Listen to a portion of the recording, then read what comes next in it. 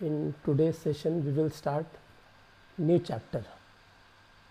We will start 8.0 programming using embedded C. In the last semester we have used programming, that too using assembly language. So in the assembly language, if I want to do any programming of a specific controller, I need to know its architecture. I need to know various SFRs available. Then I need to know various registers, register banks, and various instructions. That's why we have studied this all things. In 8051 we have all the registers, register banks, DPTR, PC, and we have also studied the internal architecture, various ports, timers, interrupts. We have also studied the RAM of 8051. The embedded system has a controller, but the controller may not be always 8051. You may be required to work on any other controller. Then it is very difficult to know internal architecture of every MUSI, its SFRs, RAM, and various ports, their addresses. In the assembly language we need to know everything. This is one of the sample programs we have done in last semester. So we have to focus on the various registers. So I should know where is R1, what is R2, which is used for the looping, this is the main programs. So in the main program, what are the registers? In the routine, subroutine, what are the registers? All I have to remember, understand, and manage. They should not duplicate, otherwise the program will not work. Now this becomes a hindrance. This is the problem of assembly language programming, that everything must be known to the user, and that makes it difficult. Now suppose I want to make the same program for another controller, then I need to again know its instruction set, its SFRs, and so many things. So for the new controller, the program has to be designed in an altogether different way. So that makes it problematic. So that's why people have shifted to higher level language. C is one of the higher level language. So what are the various reasons for writing programs in C? First is that it is easier and less time consuming to write in C than in assembly, because C is already known to you. So C is a very common language, whereas assembly is not. Then C can be modified very easily, it can be updated. C is available for many platforms. C also supports I/O, that is the input output devices. Input output instructions can also be written in the C language. In C there are variety of libraries available. We can include stdio, include conio, include math. So many libraries are already available. They can be readily used. We don't need to make program all the time. Then one does not need to remember the architecture of a specific controller, its registers, its instructions. We may not remember, but in the assembly program we need to remember what are the registers, what are their functions, even to the bit level. If I have TCON, then I should know what is the D7 of TCON. If it is PCON, what is D0 of PCON. Everything is to be known by the user, then and then it can work. So in C they can be managed by the software itself. Then C code is portable to other controller with very little or no modification. In the C program there will be very little controller based instructions, and those which are not, they can be easily ported to other controller. So C program is portable. The program written in C for one controller can be used by another controller with very less or no modification. Then a good understanding of the C data types for 8051 can help the programmer to create smaller hex file. See, there are advantages and disadvantages of all the type of languages. C has some advantages, assembly has got certain advantages. So we will see what are the advantages and disadvantages of C and assembly. So this is a comparison of assembly language and a C language. Assembly language program execute faster because the user uses very specific assembly language instructions, whereas in C there are inbuilt programs. So for one assembly instruction there can be a big C language program. So the C based program execute a bit slower. But assembly language program is hard to develop because one needs to understand architecture, registers, instructions, everything. Even if you want to modify something, then it is very difficult because you need a better understanding of the assembly program. Whereas C, it is easy to develop and maintain because C programming is known to many people. It is easy to work in the higher level language than the assembly language. So assembly programs are faster but is difficult to maintain. Embedded C programs would be somewhat slower but easy to maintain. Then assembly language program require less memory because they are smaller, and embedded C program require huge memory because they would be bigger programs. Assembly language program is not portable as it is machine dependent. So what is the meaning of this portability? So portable means the program meant for one controller can be used for another controller. So it is not possible in the assembly language because in the assembly language we have used the instruction set of a specific controller and SFR of specific controller are specified. Whereas in the embedded C, it is machine independent. You are working on C and depending upon the controller, the C program can compile and create the code for that controller.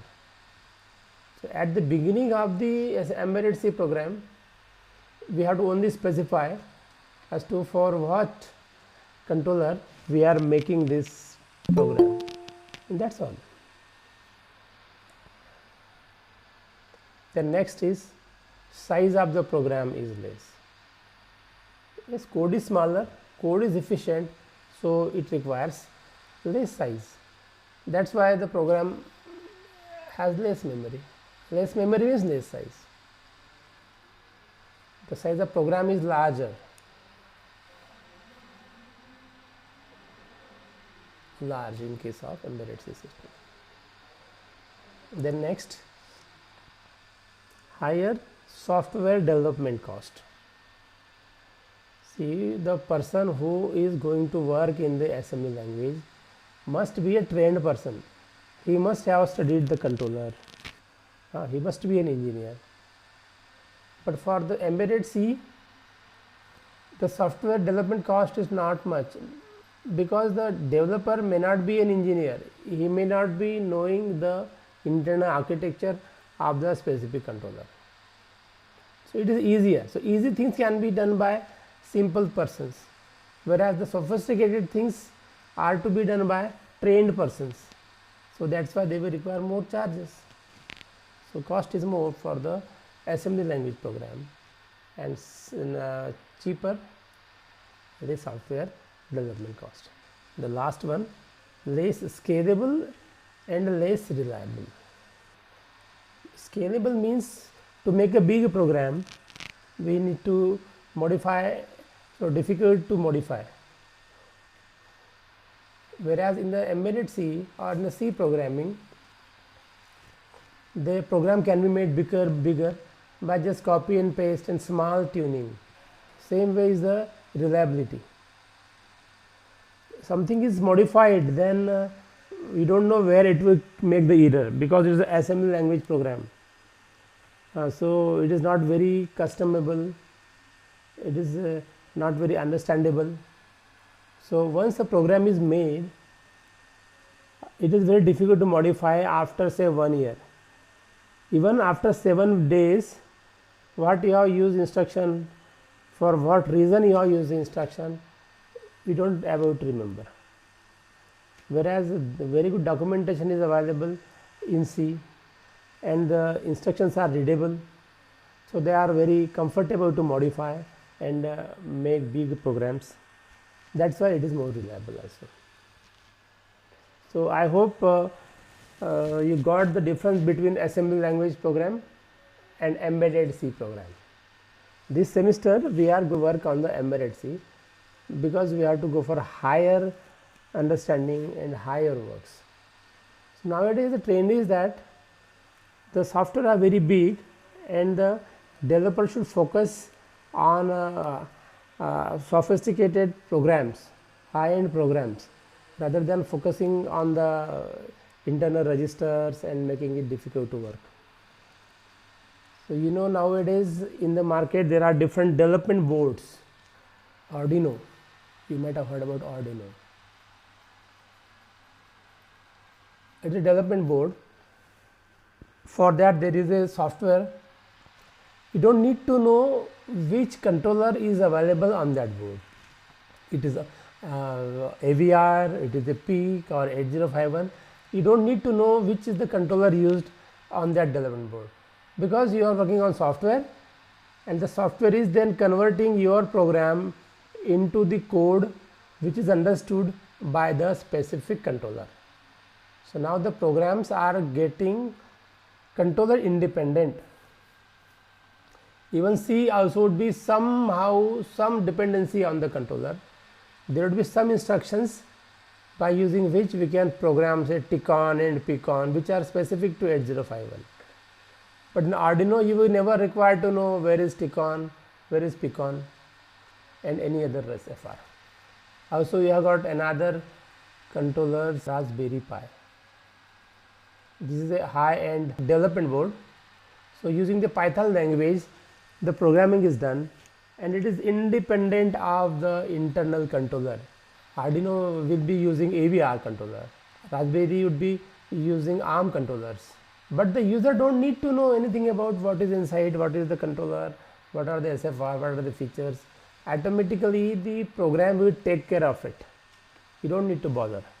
So nowadays we are going away from the chip, we are going towards more on the programming side. We would be studying here embedded C. You know, you have studied C programming. Now we are doing embedded C. So C has got different version. C for Windows, C for Linux, C for Unix, C for Apple computers.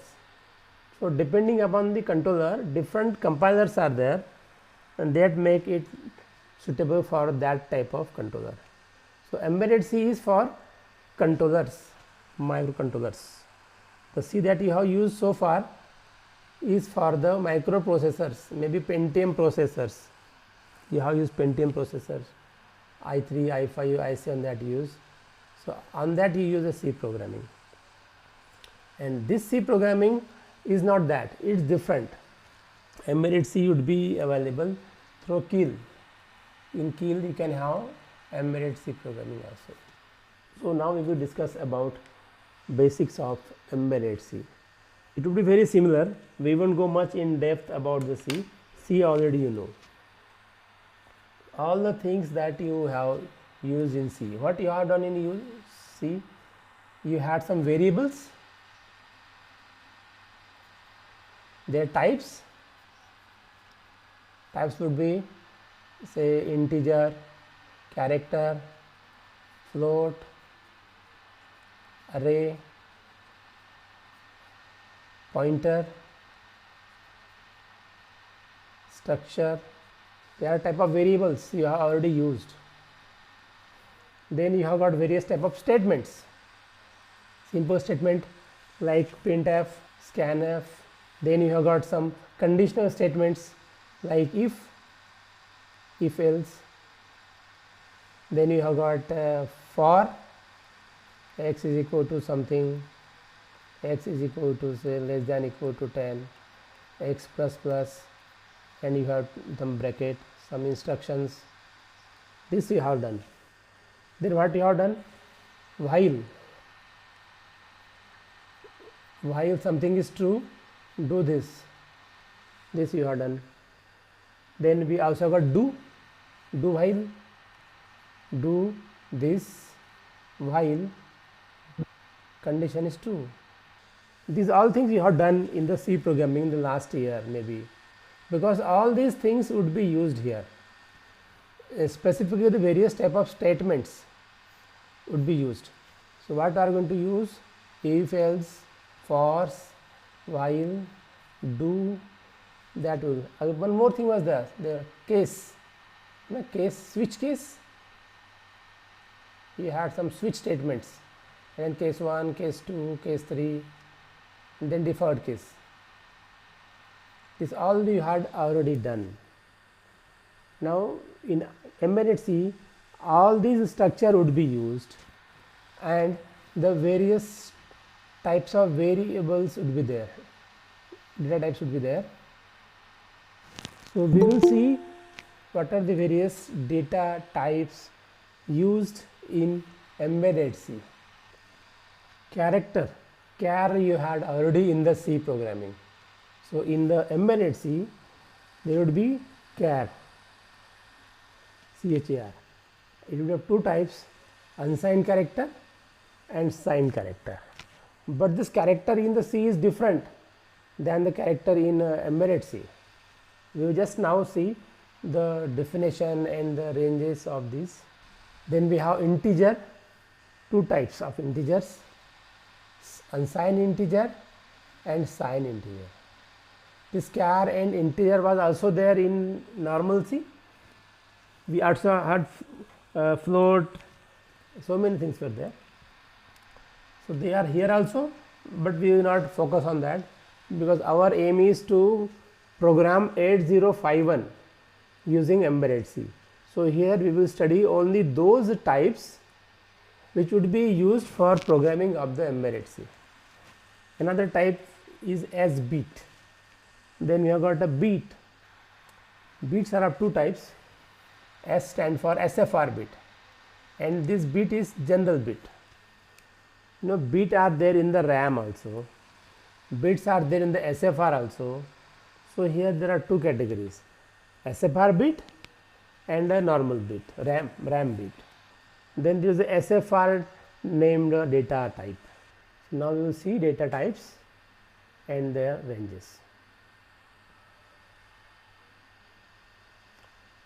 So bit,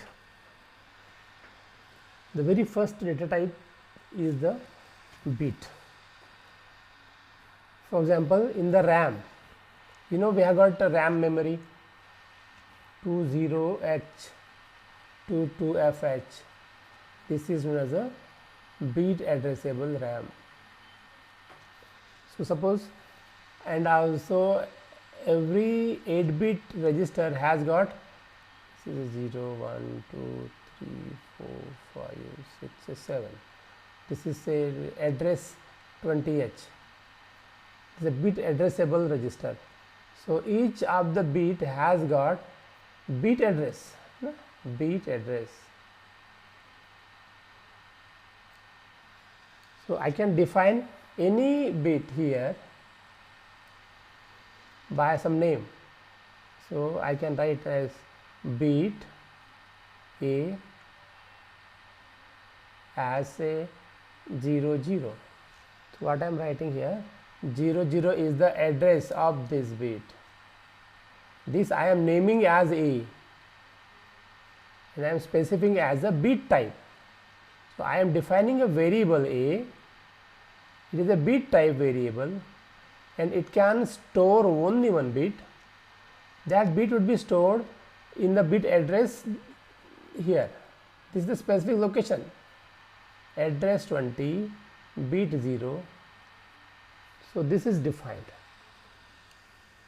So whatever I am writing here, I don't need to specify the address as 00. I will only specify A. Now after defining this variable A as a bit type and assigning it as A is equal to 0. The next is the as bit. Again same, but this S bit is for the SFRs. SFRs, I hope you understand, special function registers like A, B, P0, P1, PCON, PCON.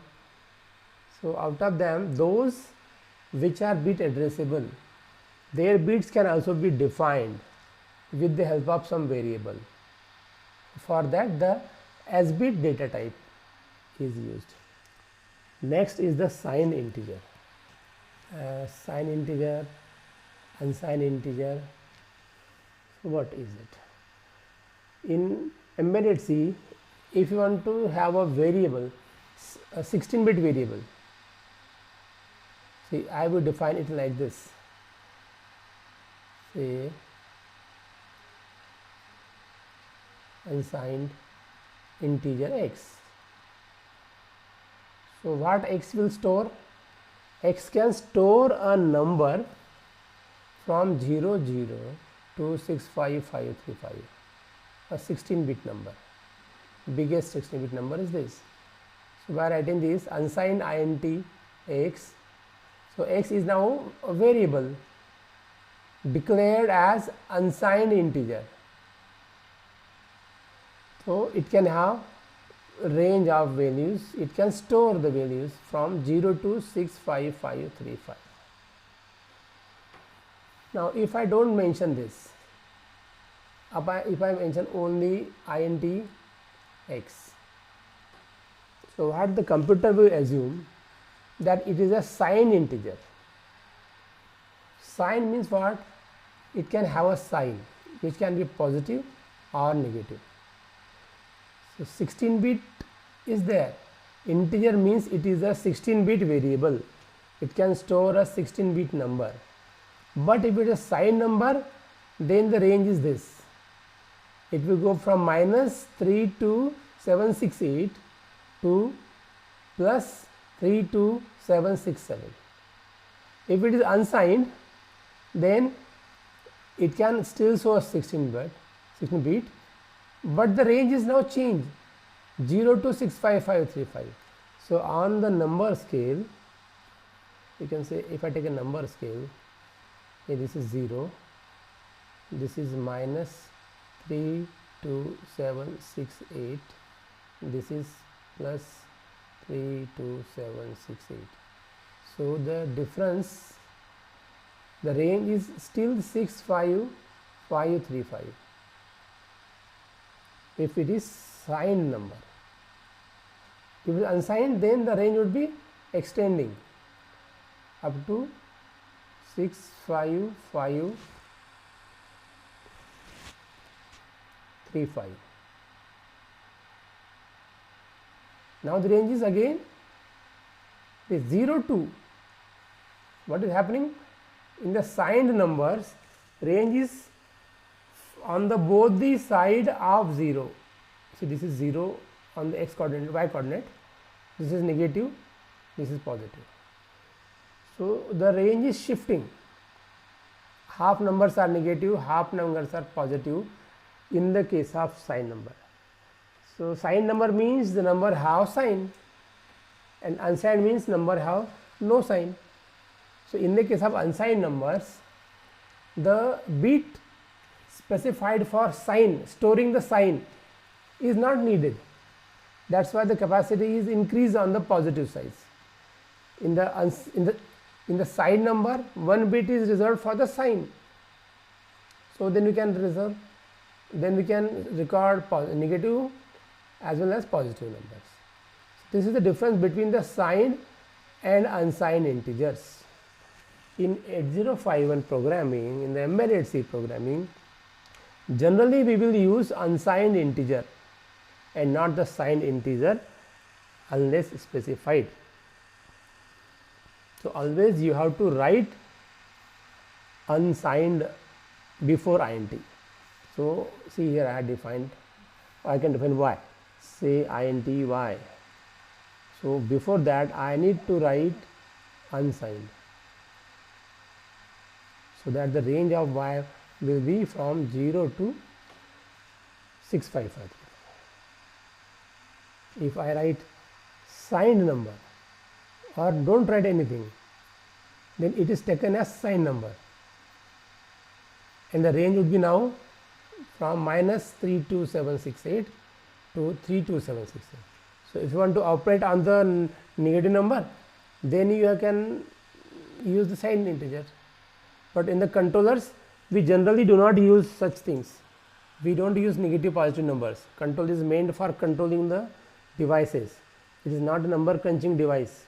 That's why generally we are going to use unsigned integers. Okay. Now next, unsigned character and signed character. So same as int, the simpler form. Character means 8-bit number. In the normal C, character means a character A to Z represented in some quotation, but in case of embedded C, character means a 8-bit number. Right? Character doesn't mean character. Character means number only. Right? Character means 8-bit number, and integer means 16-bit number. That's all. So if it is a character, say unsigned character, say Z. So Z can have the value storage range from 0 to 255. And if you write signed character, say D, then D can have the capacity to store numbers from minus 128 to 127. So it can store some positive numbers and some negative numbers. So the range is same. Range is again 256. 0 to 255 is 256. The last data type is SFR. Means I can suppose I know P0, I know,